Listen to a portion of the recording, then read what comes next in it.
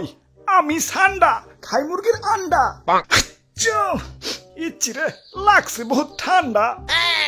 Saudi আরবে কফিলের যন্ত্রণায় 1971 সালে আমার দাদা পরদাদারা সৌদি ছেড়ে বাংলাদেশ এসে বসবাস শুরু করছিল। থ্যাংক ইউ দাদু। দাদা যদি সৌদি না ছাড়তো এতদিনে তো কফিলের ছেলেবেলের পেটে চলে যাইতাম। সবুজ শ্যামল বাংলাদেশে খুব রিল্যাক্সে আছি। না আছে কফিলের যন্ত্রণা, না আছে মরুভূমির যন্ত্রণা। কি আনন্দ আকাশে বাতাসে। মন্ত্রী, ওই মন্ত্রী, আরে ওই মন্ত্রী। জি জি হুজুর। সারাদিন টিকটক দেখ লইব, রাত সবার কাম করবো কেঠা? তোমার জেঠা। আরে হুজুর দেখেন না, নেট দুনিয়া তো পুরাই ঠান্ডাময়। আপনি তো পুরাই ভাইরাল হয়ে গেছেন। নেটে ঢুকলেই খালি আপনার ছবি। কি করো তাই নাকি? কিরে ফোন দিল কেনা? হ্যালো, কে? সময় টিভি ইন্টারভিউ দিতে হইব। বাহ ভালোই তো। আচ্ছা ঠিক আছে। আবার কেনা? হ্যালো, কে? নিউজ 420 কি? আপনার চ্যানেলও ইন্টারভিউ দিতে হইব? আচ্ছা আচ্ছা ঠিক আছে।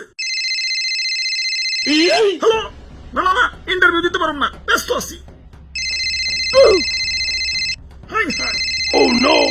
ফোনের উপরে ফোন আইতাছে। ধুর, ভাইরাল হয়ে যন্ত্রণায় আছি। ফোনের পর ফোন। এই বাঙালি নিউজ রিপোর্টার কি খাইয়া দেয় কোনো কাম নাই।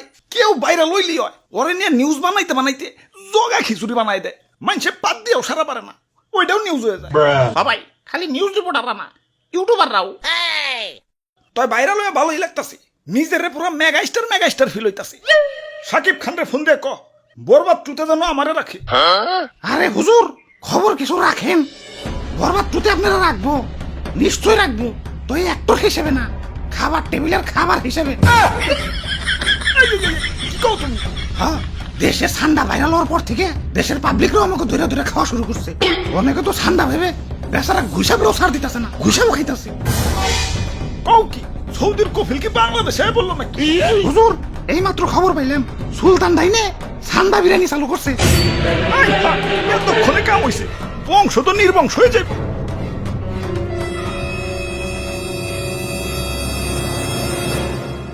না অনেক হয়েছে, আর না, এর একটা বিহিত করুনি লাগবো। মন্ত্রী, আমার সৈন্যদের প্রস্তুত করো। যা যা আছে সব কিছু নিয়ে এয়ারপোর্টে হাজির হও। দেশ ছেড়ে পলাই তুইব। গুইসাপ, তোমরাও চলো। যে দেশে ইন্টারনেট নাই ওই দেশে যাবো।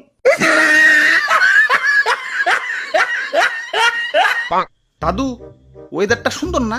পিকনিক করবার মন চাইতেছে। ওরে বাপুরে, আমি এর মধ্যে নাই। ইয়া গতবার আমাদের দিয়ে মুরগি চুরি করাইছিলে, ইয়া ধরা পইরা কি দৌড়ানি ডাই না খাইছি। এই বুঝা বয়সে আমি আর দৌড়ানি খাইতে চাই না। আরে দাদু, এত ব্যাকডেটেড হলে চলবো? মুরগি দিয়ে পিকনিক করার যুগ এখনো আছে নাকি? ফেসবুক চালাও না নাকি? বুঝছি ভাই, চাচা সান্ডা দিয়ে পিকনিক করবেন তো সেই মজা ভাই।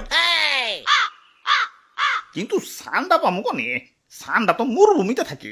এখন এই গরমে কি মরুভূমিতে যাবো নাকি? আরে দাদু, সান্ডা ধরতে আবার মরুভূমিতে যাওয়া লাগে নাকি? বাংলাদেশের জঙ্গলেই তো অভাব নাই। তাহলে তাহলে তাড়াতাড়ি চলেন ভাই, দেরি করুন যাবো না, আগে সান্ডা ধরে নিয়ে আসি। ইয়া কই, ইয়া দূর দূরান্ত তো কোনো সান্ডা দেখতাছি না। খারাপ, ওই দিকটা একটু দেখে আহি। ধুর, সান্ডার আন্ডাও তো খুঁজে পাইতেছি না। চলো দাদু, পোল্ট্রি দিয়ে পিকনিক করি গে। আরে দাদু, পাইছি ধরছি আলারে। আমি একা ধরে রাখবার পারতাছি না। দাদু তাড়াতাড়ি হো, তাড়াতাড়ি হো। আরে ভাই শক্ত করে ধরেন, সাইরেন না ভাই, সাইরেন না। ওরে বাপুরে, হাইট করে ধরো। দাদু তাড়াতাড়ি হো, তাড়াতাড়ি হো। শরীরে অনেক শক্তি, একা ধরে রাখবার পারতাছি না।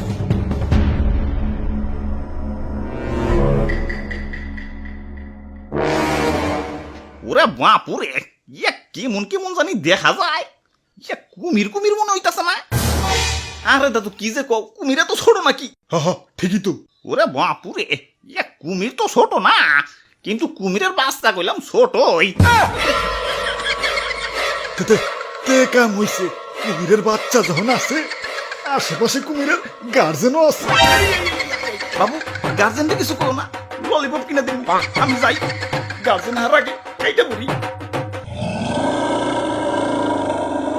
ভাই গার্জেন আহে পড়ছে।